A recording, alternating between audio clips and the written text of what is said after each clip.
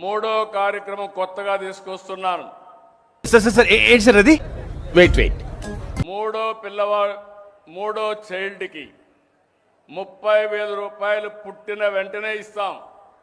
4వ చైల్డ్కి 40,000 రూపాయలు ఇస్తాం. ఏమా మాట మీ కొడుకు లోకేష్ బాబు చెప్పండి, ఆయనకి వేయండి అకౌంట్లో 40,000, 30,000 ఆయన అకౌంట్లో వేయండి.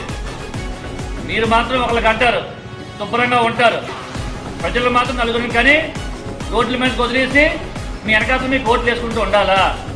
అప్పుడు మీ కూటమి ప్రభుత్వం చల్లగా ఉంటుందా? అదా మీరు ఇచ్చే పథకం? ముగ్గురు పిల్లల్ని కనండి 30,000 వేస్తాను అని ఒక మాట కాదు, ఇంకా ఎక్కువ మీ 4 పిల్లల్ని కనండి 40,000 వేస్తాను, ఇదా మీరు చెప్పే మాట? ఈరోజు అప్పుల్లో కూరుకుపోయిన రాష్ట్రం, ఈరోజు ఆర్థికంగా ఇబ్బంది పడుతున్న రాష్ట్రం. ఈ రాష్ట్రాన్ని మీరు ఆదుకోవాల్సింది పోయి పిల్లని కనండి, జనాభా పెంచండి, డబ్బులు వేస్తానని చెప్తారా మీరు? ఏమా మాట మీ కొడుకు లోకేష్ బాబు చెప్పండి, ఆయనకి వేయండి అకౌంట్లో 40,000, 30,000 ఆయన అకౌంట్లో వేయండి. మీరు మాత్రం ఒకళ్ళకి అంటారు శుభ్రంగా ఉంటారు, ప్రజలు మాత్రం నలుగురిని కానీ రోడ్ల మీద వదిలేసి మీ వెనకాల మీకు ఓట్లు వేసుకుంటూ ఉండాలా?